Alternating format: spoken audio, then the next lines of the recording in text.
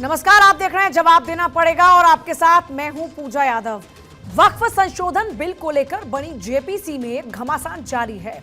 विपक्ष लगातार विरोध कर रहा है। विपक्षी नेता संसदीय समिति के अध्यक्ष जगदंबिका पाल पर तानाशाही के आरोप लगा रहे हैं। इतना ही नहीं, विपक्ष के सांसदों ने समिति से अलग होने की चेतावनी दी है। उनका तो आरोप यह भी है कि पाल विपक्ष की राय लिए बगैर एक तरफा फैसले ले रहे हैं, जिससे विपक्षी सांसदों को बिल पर अपनी बात रखने का उचित अवसर नहीं मिल पा रहा। सूत्रों के मुताबिक विपक्षी सांसद लोकसभा अध्यक्ष ओम बिरला से मुलाकात कर अपनी नाराजगी को जाहिर करेंगे। इतना ही नहीं, विपक्षी नेताओं ने ओम बिरला को एक संयुक्त पत्र भी लिखा है, जिसमें डीएमके के ए राजा, कांग्रेस के मोहम्मद जावेद और इमरान मसूद, एआईएमआईएम के जुनू ओवैसी और आम आदमी पार्टी के सांसद संजय सिंह और टीएमसी के कल्याण बनर्जी समेत कई नेताओं के सिग्नेचर भी हैं। इस लेटर में बैठकों में एक तरफा फैसले लेने का आरोप लगाया गया है। विपक्षी सांसदों का कहना है कि हमारे लिए तैयारी के बगैर उचित बातचीत करना संभव नहीं। वहीं बीजेपी सांसदों ने आरोप लगाया है कि विपक्षी सदस्य जानबूझकर समिति के काम में अड़चन डाल रहे हैं। जवाब देना में आज इसी मुद्दे पर चर्चा होगी। हमारे साथ में कुछ खास मेहमान जल्दी हमारे साथ में जुड़ेंगे, जिनके साथ में हम चर्चा करेंगे। लेकिन इससे पहले जो पॉलिटिकल रिएक्शन आए हैं वो एक बार सुनिए। बाबर कराया गया, इसीलिए तो नतीजा क्या हुआ आप देखिए। नतीजा क्या हुआ कि माननीय सुप्रीम कोर्ट ने बिल्कुल जो है निरस्त कर दिया हाई कोर्ट के फैसले को। अगर कमी नहीं थी तो निरस्त क्यों कर दिया? तो आप टीचर हैं, आप क्या करके हम सब कुछ पढ़ाते हैं। आप देखिए, एक शिक्षण संस्थान होता है।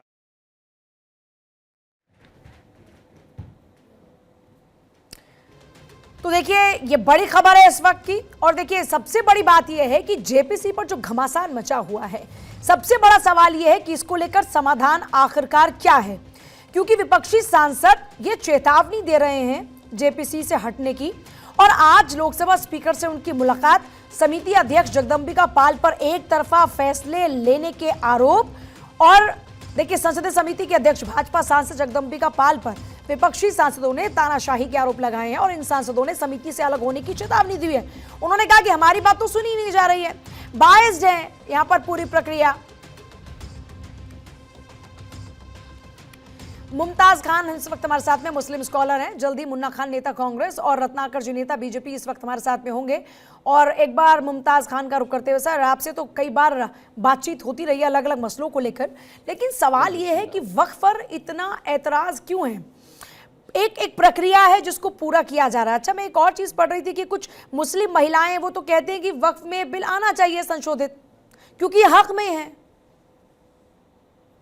देखिए, ऐसा है कि बीजेपी ने सब कुछ बिल्कुल पहले से तय कर रखा है, और ये तो अच्छा रहा कि 400 पार नहीं हुआ, वरना तो ये जेपीसी में भी ये मामला जाता नहीं। तो बीजेपी किसी भी तरीके से, और जिन महिलाओं की जिक्र कर रही हैं, मैं ऐसे लोगों को भी जानता हूं मैडम पूजा जी, जिनको बाकायदा तैयार किया गया, आमादा किया गया कि आपको क्या बोलना है, किस तरीके से हिमायत करनी है और कैसे सपोर्ट करना है, और किसी भी हाल में और किसी अपोजिशन की या जो उसके असल वारिस हैं उनकी किसी की बात नहीं सुननी है। और यही वजह है कि एतराज हो रहा है, बार बार इस पे आवाज उठाई जा रही है, लेकिन मुझे लग रहा है कि इस पे सरकार तवज्जो नहीं दे रही है। सवाल यह है कि अगर आपको किसी की बात नहीं सुननी है तो ये जेपीसी क्यों बनाई थी? क्या इसकी जरूरत थी? क्या महज ड्रामा किया जा रहा है? महज जो है एक दिखावा किया जा रहा है? किताब हमने जेपीसी में भेज दी, लेकिन ये जो आरोप लगाया जा रहा है कि एक तरफा बात चल रही है और हमारी बातचीत नहीं सुनी जा रही है, अलग अलग लोगों से बातचीत की जा रही है, अलग अलग लोगों के हकों की बात सुनी जा रही है, तो फिर आप ये किस आधार पर बात कर रहे हैं कि यहाँ पर लोगों की बात नहीं सुनी जा रही है? ऐसे क्या सबूत है? पूजा जी, मैं तो मीटिंग में गया नहीं, लेकिन जो लोग मीटिंग से लौट के आ रहे हैं और ब्रीफ दे रहे हैं और बता रहे हैं कि किस तरीके से मनमानी हो रही है और वहां जो नौबत आ रही है आप सब देख रही हैं, तो इसलिए मुझे लग रहा है कि लोग यूं ही थोड़ी कहेंगे। अगर उनकी बात सुनी जाएगी तो लोग क्यों कहेंगे कि हम जेपीसी से अलग हो जाएंगे? तो ये और क्यों कहेंगे कि हमारी बात सुनी नहीं जा रही? इसका मतलब ये है कि मनमानी और ये सरकार की नीयत सबको पता है, और जो हक रख रही है तो ये कौन है? आप कह रहे हैं कि ये लोग इन्फ्लुएंस्ड हैं। आप ये कह रहे हैं कि ये जो लोग इसके हक में बात कर रहे हैं वो लोग इन्फ्लुएंस्ड हैं, आप ये कह रहे हैं? बिल्कुल बिल्कुल, और ये सच्चाई है। मैं ऐसे लोगों को जानता हूं, चाहे वो अजमेर शरीफ के लोग हों, जो दीवान साहब के, और या जो और लोग हैं, वो सब बाकायदा जो है, मैडम आपको बता रहा हूं, ये जहनी तौर पे इनको आमादा किया गया, तैयार किया गया, और इनको पूरा रटाया गया कि क्या आपको बोलना है और इसकी हिमायत करनी है। बहुत अच्छा बिल लाया जा रहा है, लेकिन सच्चाई ये है कि देखिए सब ने, अब तो कोई ये नहीं कह सकता कि साहब हमने ड्राफ्ट पढ़ा नहीं, हमने बिल पढ़ा नहीं। सब ने बहुत इत्मीनान से पढ़ लिया और सब ने देख लिया कि सरकार की नीयत क्या है। सरकार जब ये कह रही है, जल्दी से बाकी पक्षों को भी जोड़े ताकि उनके साथ इस पर चर्चा हो, क्योंकि बीजेपी इस पर जवाब देगी सबसे पहले। लेकिन सवाल ये है कि ऐतराज किस बात पर है? भाई कागजात होंगे, अगर आपके पास कागजात हैं तो जमीन आपकी, अगर कागजात आपके पास में नहीं है तो जमीन आपकी नहीं है। अगर उस जमीन पर कोई और भी क्लेम करता है और उनके पास में कागजात हैं तो जमीन उनकी है। ये तो एक प्रोसेस हुआ ना, और आमतौर पर भी तो यही होता है। फिर इसमें ऐतराज किस बात पर है? देखिए मैं आपको बता दूं, इसमें कई ऐतराज है। पहली बात तो ये, वक्फ बोर्ड 100 साल उसकी उम्र है वक्फ बोर्ड की, लेकिन जो यहाँ पे मस्जिदें, कब्रस्तान और जो औकाफ है, उसकी तारीख जो है वो 500 साल से ज्यादा की है। तो पहली चीज, अब उस वक्त जो है कोई वक्फ डीड तो होती नहीं, जब वक्फ बोर्ड ही नहीं था तो वक्फ डीड कैसे होगी? बाकी जो रेवेन्यू रिकॉर्ड में मौजूद है जो चीजें, तो वो अभी मौजूद है। दूसरी चीज ये कि सरकार ने कहा कि जो जमीन पे मुकदमा होगा वक्फ की, तो जैसे ही ये कानून नाफिज किया जाएगा, लागू किया जाएगा, तो वो जमीनें जो हैं, वो औकाफ, वो बोर्ड के नहीं होंगे, यानी वक्फ लैंड वो नहीं कही जाएगी। अब आप बताइए, 60 से 65% जमीनों पर सरकारी और गैर सरकारी लोगों का कब्जा है। 60-65%, ये जो इतना गिनाया जा रहा है ना, 9 लाख एकड़, 9 लाख एकड़, अरे इस पे कब्जा कितना है मैडम, ये अभी आप देखिएगा। तो वो वक्फ लैंड नहीं होगी, ये जो कहा गया। इसके अलावा विरासत का मसला है। अगर मान लीजिए वक्फ अलल औलाद है, तो कहा कि अगर मान लीजिए किसी की औलाद नहीं हुई तो उसका और कोई रिलेटिव जो है उसका मुतवल्ली नहीं होगा, वो जमीन सरकार की हो जाएगी। इसी तरीके से कई ऐसी चीजें। अच्छा, फिर आप जो है ट्रिब्यूनल हटा करके आपने कहा साहब हम डीएम को जो है वो सौंप देंगे, वो फैसला करेगा। अरे डीएम किसका होता है? डीएम किसका आदेश मानता है? क्या आपको नहीं पता है? तो आप जो है ट्रिब्यूनल से हटा करके वहां ले जाने की बात ये सरकार कर रही है। तो ये सारी चीजें ऐसी है जो लोगों को पता चल गई कि दरअसल रेल हो या डिफेंस की जमीन हो, ये सब सरकार ने अडानी अंबानी को दे रखी है। किसानों की जमीन इस सरकार ने लेने की कोशिश की। 3 जो कृषि कानून है वो लाया गया था, लेकिन किसान 1 साल से ज्यादा धरने पर बैठे रहे, आवाज उठाई, और उन्होंने वो मजबूर कर दिया सरकार को कि आप 3 कृषि कानून को वापस लीजिए। अब सरकार करे तो क्या करे, क्योंकि वादा तो है और ये सब तो फिर थोड़ा सा पॉलिटिकल बात हो गई। आप कह रहे हैं कि किसानों की जमीन, अगर किसानों की जमीन वक्फ के पास है और वो किसान ये क्लेम करते हैं कि उनकी जमीन है, उनके पास उनके कागजात हैं, तो फिर यहाँ पर उनके हकों को भी तो मारा जा रहा है ना एक तरीके से। नहीं, आप जब अपने हकों की बात कर रहे हैं तो ऐसा भी तो है ना कि कई जगहों पर जमीनों पर कब्जा कर लिया गया। देखिए ऐसा है कि उसके लिए हमारे पास कोर्ट है, अदालत है, वहाँ मुकदमा चल भी रहे हैं, ऐसा नहीं है। तो वही बात है, फिर कोर्ट पर भरोसा करना चाहिए ना। लेकिन कोर्ट पे भरोसा करना चाहिए, ऐसे थोड़ी कि यहाँ पर किसी ने क्लेम किया जाके सीधे चल जाएगा बुलडोजर, जी साहब ये जमीन तो वक्फ की नहीं है और ये जमीन पे किसी और का कब्जा है। तो एक प्रोसेस है ना, उस पूरे प्रोसेस से गुजरकर ही तो कोई भी हमें अपनी कानूनी प्रक्रिया पर, हमारा जो है कि यहाँ पर एक सिस्टम है उस पर तो भरोसा करना पड़ेगा ना सर। क्या अदालतों में केस नहीं चल रहा है? आप 100 तो वही चीज है, तो फिर ऐतराज क्या पॉलिटिकल है लाने की? तो ये ऐतराज क्या पॉलिटिकल है? के लिए क्या ये माइलेज लेने का एक तरीका है? इसी पर चर्चा करेंगे। मैं सर आपके पास वापस लौटती हूँ। अभी जरा हमारे साथ में एक और खास मेहमान जुड़ गए, मुन्ना खान, नेता कांग्रेस, और जल्दी से मैं चाहूंगी कि रत्नाकर जी आए, क्योंकि जवाब रत्नाकर जी को देना है।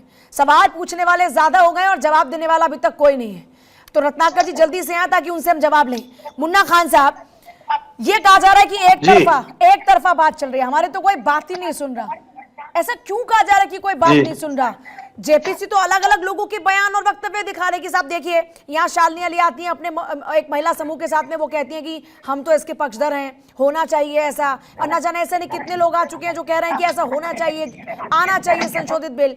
तो फिर आप लोगों का एतराज और ये बायस्ड कहना, ये कितना जायज है, इसको किस तरह जस्टिफाई करेंगे? का मसला है तो वक्फ बिल का बोर्ड जो है, पहले भारतीय जनता पार्टी को समझना चाहिए कि वक्फ है क्या। इस तरीके से अंधेर गर्दी मचा करके पूरे हिंदुस्तान में ढोल नगाड़े बजाने का काम जो भारतीय जनता पार्टी कर रही है, तो मैं समझता हूं कहीं से कहीं तक ये जायज नहीं है। वक्फ की बात है तो पहले ये बिल पास करवा लिए। बिल पास नहीं करवा सकती सरकार, क्योंकि अपाहिज सरकार है, ये दो पांवों पे खड़ी सरकार है और दोनों जगह इन्हें अरंगा आने की बार बार कोशिशें लगाई जा रही है। और दूसरी बात, ये कोई किसी के हक में ये नहीं है। वक्फ क्या है? वक्फ कोई सरकार की संपत्ति नहीं है। दान दी हुई चीज पे सरकार जिस तरीके से आज अधिकार जमाना चाहती है, तो मैं समझता हूँ ये ठीक नहीं है। ठीक तब होता जब उसे और विस्तार करने की जरूरत सरकार करती, उसे और समझाने की बात सरकार करती, लेकिन इसके नामों और निशान मिटाने की कोशिश बार बार हो रही है। और ये वक्फ के जमीन पे इसलिए ध्यान है, कहीं न कहीं अडानी और अंबानी के ऊपर जो दबाव है, जो अडानी और अंबानी का जो दबाव है सरकार के ऊपर, कि वक्फ की जमीन कम से कहीं न कहीं उसे हासिल करनी चाहिए। और दूसरी बात मैं बता दूं, वक्फ के जमीन के ऊपर इसलिए सरकार हावी है क्योंकि जिस तरीके से 2003 में जो अपने अडानी भाई और वो क्या नाम है अंबानी भाई, अंबानी का जो घर है 2003 में जो जमीन ली गई जिसपे उसने अपने महल खड़ा किए, वो महल कहीं ना कहीं वक्फ की जमीन है। और बार बार वहां के जो विधायक थे वो बार बार ये एप्लीकेशन लगाए, कोर्ट में भी दायर किया मामला। तो सरकार को समझना चाहिए और जनता भी समझ रही है कि वक्त पे आखिर किस लिए हमला हो रहा है। कहीं ना कहीं अडानी और अंबानी की कोशिश बार बार हो रही है, बचाने की कोशिश हो रही है, अडानी को भी और अंबानी को भी। तो मुन्ना खान साहब, इसीलिए तो फिर दूध का दूध पानी का पानी होना चाहिए ना। जिसके पास सबूत है, जिसके पास कागजात है जमीन उसकी। इस तरीके से तो कल को हर जगह पर क्लेम ये कर दे वक्फ की ये भी जमीन हमारी और ये भी जमीन हमारी, तो फिर तो इस तरीके से पूरा कब्जा ही वक्फ का हो जाएगा। इसीलिए तो कागजात माने जा रहे हैं ना। नहीं, जो आरोप आप लगा रहे हैं, अडानी अंबानी हो या फिर आप जो जो बातें कर रहे हैं, इस तरीके से कोई कह रहा मंदिर पर क्लेम की है हमारी जमीन, तो ये विवाद खत्म हो, इसीलिए तो संशोधित बिल की आवश्यकता है ना कि आप कागजात दिखाइए, आपको बताना होगा। अब आप कहें कि ये दान की जमीन है, तो दान की जमीन के भी तो कागजात होंगे और इसके लिए कोई प्रोसेस होगा ना। कि अगर मान लीजिए कि आपके खानदान में आपका कोई भी शख्स या आप खुद अपनी संपत्ति को वक्फ देना चाहते हैं, तो आप उसको जब देंगे तो कोई तो डॉक्यूमेंटेशन होगा, और नहीं है तो डॉक्यूमेंटेशन होना चाहिए या नहीं होना चाहिए?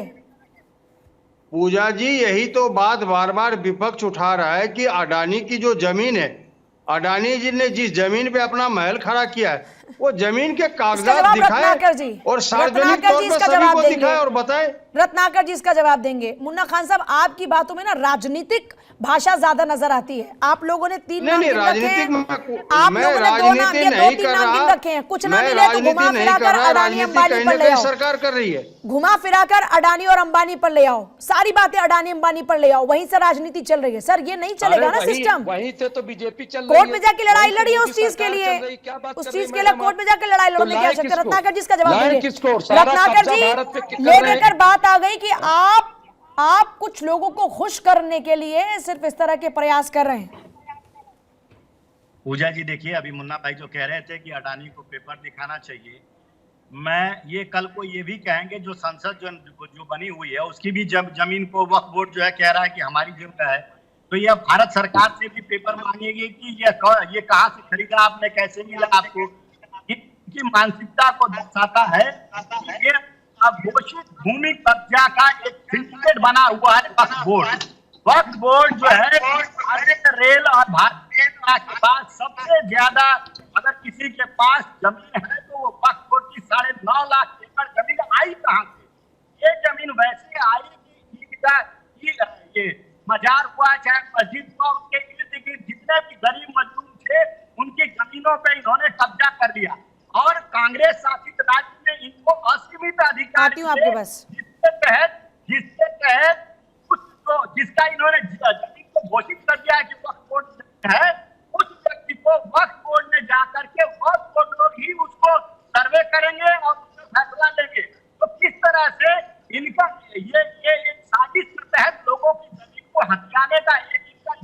गया था वक्फ बोर्ड, और जिसको हम नियंत्रण रूप से इसको खत्म करना चाहते हैं। भारत की सरकार चाहती है कि वक्फ बोर्ड को या कुल अधिकार को खत्म किया जाए, जहाँ पे गरीबों मजलूमों की जमीनों पर वक्फ बोर्ड अपना घोषित कर देती है। किस आधार पे भाई? मुमताज आलम आती हूं। आपको किसने दिया है? ये कांग्रेस पार्टी ने इनको पाल पोस कर बड़ा किया है और इस तरह से जमीन अधिकार जो है जमाने का इनको कर दिया। आखिर में जो ये कह रहे हैं, इल्जाम लगा रहे हैं, मैं ये पूछना चाहूंगा भाई साहब से कि आप बता दीजिए क्या यह कानूनन सही है क्या? आप किसी भी व्यक्ति मुमताज आलम इसका जवाब दीजिएगा। और जैसे मैंने जिक्र भी किया था कि मंदिरों पर कभी क्लेम करने लगे, अब ना जाने और हो सकता है किसकी जमीनों पर इस तरीके से क्लेम होने लगेगा। तो ये तो जो आप कब्जे की बात कर रहे हैं, ये तो उल्टा फिर वक्फ पर आरोप आ गए कि कब्जे की तो कोशिशें फिर वक्फ कर रहा है। झूठा परसेप्शन, सुनिए पूजा जी, ये झूठा परसेप्शन बनाया गया है। भाई जब मुगलों के दौर में ये नहीं हुआ तो मोदी जी के दौर में कैसे होगा? और ये कह देना साहब की कोर्ट, भाई अगर हम क्लेम करेंगे या वक्फ क्लेम करेगा तो बगैर कागज बगैर पेपर के क्लेम नहीं करेगा। और दूसरी पता कर लीजिए 65% वक्फ की जमीनों पर सरकारी और गैर सरकारी कब्जा है, जिसमें अंबानी भी शामिल है, मैं आपको बता रहा हूं। और इसीलिए देखिए कानून कब बनता है? सरकार कह रही है कि असीमित अधिकार दे दिए, असीमित अधिकार नहीं दिए गए, बल्कि जो काबिज लोग मुमताज आलम, एक सेकंड, मुन्ना खान भी ये बात कर रहे थे और मुमताज आलम आप भी ये बात कर रहे हैं। ले देकर आप 2 पॉइंट उठा रहे हैं और मैं फिर कहूंगी कि ये एक राजनीतिक भाषा है। मैं आप लोगों से मैं अडानी अंबानी या किसी की बात ना करते हुए मैं एक सीधा सवाल आपसे पूछ रही हूं कि आप ये कह रहे हैं कि जो वक्फ की जमीन है और उस पर सरकारी कामकाज चल रहा है या सरकारी दफ्तर है, व्हाटएवर जो भी है, तो क्या वक्फ पर अगर संशोधित बिल आता है तो क्या उसमें आपके हक छीन जाएंगे? क्या कहीं पर भी यह साबित हो जाएगा कि वो जमीन वक्फ की नहीं है? पूजा जी यही बात है। सुनिए पूजा जी, ये इस कानून में है कि जैसे ही ये कानून लागू होगा, जिन वक्फ की जमीनों पर मुकदमा चल रहा है वो उस दिन से वो वक्फ की जमीन नहीं रहेगी। कौन से पॉइंट की आप लोग बात कर रहे हैं? कौन से पॉइंट की आप लोग बात कर रहे हैं? और ये किस तरह का भ्रमजाल आप लोग फैला रहे हैं? कहां लिखा है बिल के अंदर? कहां लिखा है ये बात बिल के अंदर? जिस बात का आप जिक्र कर रहे हैं, भ्रम फैला रहे हैं आप भ्रम फैला रहे हैं, आप भ्रम फैला रहे हैं, आप भ्रम फैला रहे हैं। दुनिया की कोई ताकत अगर आपके पास आपके कागजात हैं तो आपसे कोई आपकी जमीन नहीं छीन सकता। और आप बात कर रहे हैं कि मुकदमे चल रहे, तो फिर मुकदमा, और आप ये कह रहे हैं कि कोर्ट को औचित्य नहीं है। एक कानून कोर्ट को औचित्य खत्म कर देगा, एक कानून कोर्ट को औचित्य खत्म कर देगा। Are you serious? मजाक बना के रखा है अपने देश के कानून का। आप मजाक बना रहे हैं जनता का, उनके भरोसे का पागल समझते हैं क्या जनता को? आप सरकार किस तरह का भ्रम फैला रहे हैं आप? पार्लियामेंट भी कहते हैं। अरे आप लॉजिकल बात कीजिए, आप अपने हकों की बात कीजिए, लेकिन क्या लोगों को गुमराह करने का काम भी आप लोगों ने उठा लिया? राजनीतिक हो गए हैं क्या आप एक मुस्लिम स्कॉलर है, आपसे तो ये उपेक्षा नहीं है बिल्कुल भी। भाई मैं वही बात बता रहा हूँ, आप समझिए। मैं तो समझ रही हूँ सर, लेकिन आप जनता को बेवकूफ समझिए, वो भी समझदार हैं, वो भी समझदार है। गुमराह मत कीजिए जनता को। जवाब देंगे रत्नाकर जी, एक सेकंड जवाब दे लीजिए, फिर मैं आपके पास आ रही हूँ। रत्नाकर जी इसका जवाब देंगे सर, एक सेकंड बुलवाइए, आपने बोलिए, एक सेकंड रत्नाकर जी, आप प्रवक्ता न बनिए। आप नहीं बताएंगे मुझे कि मेरा क्या काम है। आपने दायरे में रहकर बात कीजिए, अपने दायरे में रहकर बात कीजिए, आप अपने दायरे में रहकर बात कीजिए, आप अपने दायरे में रहकर बात कीजिए। अगर आप जनता को भ्रमित करेंगे तो ये मेरी जिम्मेदारी है, नैतिक जिम्मेदारी है मेरी, ये मेरी नैतिक जिम्मेदारी है। मैं आपको आईना दिखाऊं, ये मेरी नैतिक जिम्मेदारी है। जनता को आप भ्रमित ना करें, ये मेरी नैतिक जिम्मेदारी है। और आप अपने दायरे में रहकर बात कीजिए। आई एम वार्निंग यू, मैं आपको वार्न कर रही हूँ। आपको जो दोषारोपण करना है कीजिए, जाइए, आपको जो दोषारोपण करना है, आपको जो दोषारोपण करना है कीजिए, लेकिन मेरे डिबेट को खराब मत कीजिए। जवाब दीजिएगा रत्नाकर जी। मैं देखिए अभी ये कह रहे थे, मैं बता दूं इनको कि जो भी जिस भी जमीन को मजलूम की जमीन है उस पे अगर वक्फ बोर्ड अपना दावा कर देता है कि ये जमीन वक्फ बोर्ड की है, तो उसको सही साबित करने के लिए भी इन्हीं के वक्फ ट्रिब्यूनल के पास जाना पड़ता है। और वक्फ ट्रिब्यूनल में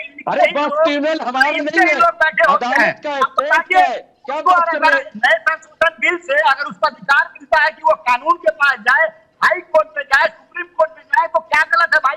एक व्यक्ति जिसकी जमीन पे आप लोग अवैध कब्जा कर कर सब लेंगे, चाहते हैं। तो उसको कानूनी लड़ाई 123 लड़ने का कोई प्रॉपर्टी हक है, नहीं है। कई ऐसी जमीनों का आप ट्रिब्यूनल केस डिसाइड जो है, करेंगे कि क्या सही है क्या गलत है।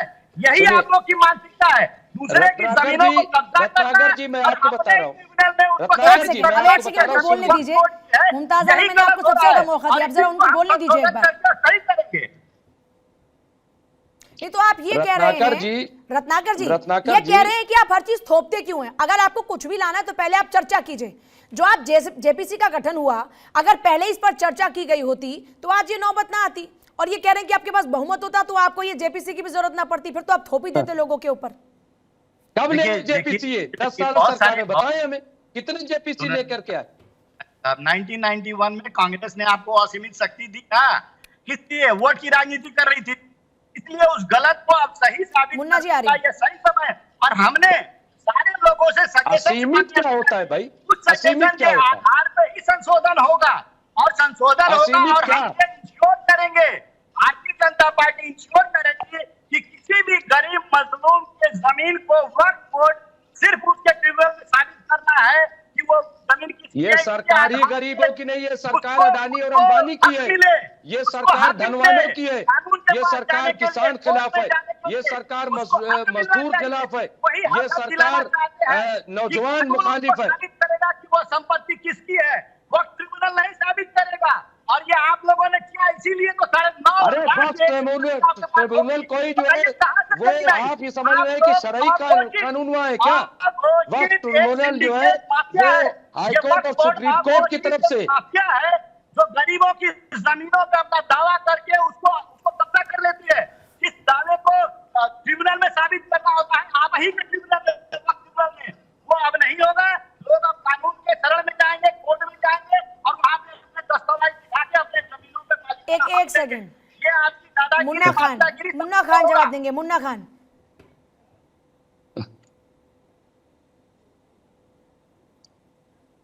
मुन्ना खान है क्या? चले, शायद नहीं है।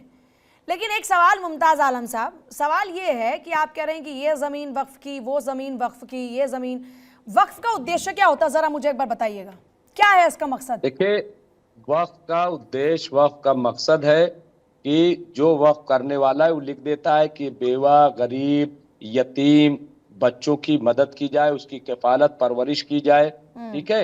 और इसके अलावा कहीं कोई कब्रिस्तान के लिए वक्फ करता है, कहीं कोई मस्जिद के लिए, कहीं कोई इमाम बाड़े के लिए, कहीं कोई करबला के लिए, कहीं कोई खानकाह के लिए, ये सब जमीनें वक्फ की जाती हैं। क्या कहीं पर ऐसा भी लिखा हुआ है जब... कि सिर्फ मुस्लिम जो विधवाएं होंगी या जो मुस्लिम बच्चे यतीम हैं, वक्फ सिर्फ उन्हीं की जिम्मेदारी लेता है? बिल्कुल। और नहीं, ये मैं क्या कह रहा हूँ, वाकिफ जो होता है वक्फ करने वाला मैडम, वो लिख देता है कहीं पर ऐसा लिखा है कि सिर्फ मुस्लिम जो यतीम होंगे, जो गरीब लोग हैं, जो अनाथ लोग हैं, कोई भी किसी भी धर्म के हो, किसी भी धर्म के हो। मैंने क्या कहा? नहीं, मैंने क्या कहा कि जो वक्फ करने वाला है वो हो सकता है सबके लिए कह दे, हो सकता है वो कह दे वक्फ अला औलाद जैसे होती है कि साहब जो हमारे खानदान के उन्हीं के लिए हो सकता है वो कह दे कि सिर्फ मुस्लिम के लिए हो। तो ये तो जो वक्फ करने वाला है वो तय करता है मैडम ना। भाई हमारी जमीन है, 4 भाई हैं, पूजा जी, 4 भाई हैं और आपने किसी जमीन पर स्कूल बनाना है। अरे बड़ा अच्छा सवाल किया। एक सेकंड, मैं अच्छा ही सवाल पूछ रही हूँ सर, मैं अच्छा ही तुम्हें तो देश की एकता से जुड़ा सवाल पूछ रही हूँ। अरे जवाब तो दे दूं। मैं देश की एकता से जुड़ा ही तो सवाल पूछ रही हूँ आपसे, और मैं सवाल इसीलिए पूछ रही हूँ, 4 भाइयों ने जमीन दी है और एक कहे कि सिर्फ मुस्लिम बच्चों को पढ़ाना, और आप उस पर स्कूल बनाकर पढ़ा रहे हैं। मान लीजिए आपने स्कूल बनाया उस पर, तो आप क्या उसमें सिर्फ जो मुस्लिम यतीम बच्चे उन्हीं को पढ़ाई मिलेगी, या जो मुस्लिम गरीब बच्चे उन्हीं को पढ़ाई मिलेगी? किसी भी संस्थान का मकसद तो ये होता है ना, बनाया जाता है, मकसद ये है कि आप इंसानियत को जिंदा रखें। जाता है सोसाइटी, तो उसमें बाकायदा जो है वो तमाम जो प्रोविजन है वो लिखे जाते हैं, ठीक है। ऐसा ही नहीं होता है, और लिख करके और तमाम लोग पढ़ रहे हैं। आज मदरसों में तो आप पहले चले जाइए, देखिए गैर मुस्लिम बच्चे भी पढ़ते थे। डॉक्टर राजेंद्र प्रसाद जो है मदरसे के पढ़े हुए थे, जो हमारे देश के पहले सदर जमहूरियत राष्ट्रपति थे। और इस तरीके से न जाने कितनी मिसालें मिल जाएंगे, पार्टीशन से पहले चले जाइए। मैं तो मकसद की बात कर रही हूँ, मैं तो मकसद की बात कर रही हूँ, मैं भावना जानने की बात कर रही हूँ, मैं भावना की बात कर रही हूँ। मैं किसी मकसद और उसकी बात में ये सिर्फ पूछना चाह रही हूँ कि भावना ये होती है कि इंसानियत का भला होना चाहिए, इंसानों का भला होना चाहिए, पर्पस तो यही है ना। नहीं, देखिए मैं क्या कह रहा हूँ, इंसानियत के भला के लिए है, लेकिन कई बार होता है, मतलब हमारी जमीन है, मान लीजिए हम समझ रहे हैं कि भाई हमारे मोहल्ले में लोग बहुत परेशान हैं, तो सबसे पहले मोहल्ला देखेंगे ना, कि सबसे पहले जो है पूरा दुनिया जो है हम जा करके दिल्ली के नहीं बल्कि हम चले जाएंगे यूपी। अब अगर मैं आपके कल को इलाके में रहने लगूं तो आप मेरी तबीयत ना देखकर आपकी जो सिर्फ खानदानी आपसे जुड़े लोग होंगे उन्हीं को देखेंगे क्या? अलग अलग मैं कह रहा हूँ मैडम, मैं अलग अलग बात कर रहा हूँ कि ऐसे लोग भी होते हैं जो वक्फ वाला ललाट करते हैं। अब कोई अस्पताल बने अगर वक्फ की जमीन पर, तो क्या उसमें सिर्फ आप सेलेक्टिव लोगों को लेकर जाएंगे क्या? जब वक्फ का मकसद ही है इंसानियत को जिंदा रखना, तो इतनी लड़ाई किस लिए है? जल्दी से सर एक क्विक रिएक्शन रत्नाकर जी। अब आप फंस गए हैं सर, आप फंस गए हैं सर। बस यही मैं आपसे पूछना चाह रही थी रत्नाकर, जल्दी से सर, 30 सेकंड है मुश्किल से मेरे पास। रत्नाकर जी देखिए, इनके हाथी के दांत जल्दी, हाथी के दांत जैसे है, दिखाने के कुछ और खाने के कुछ और होते हैं।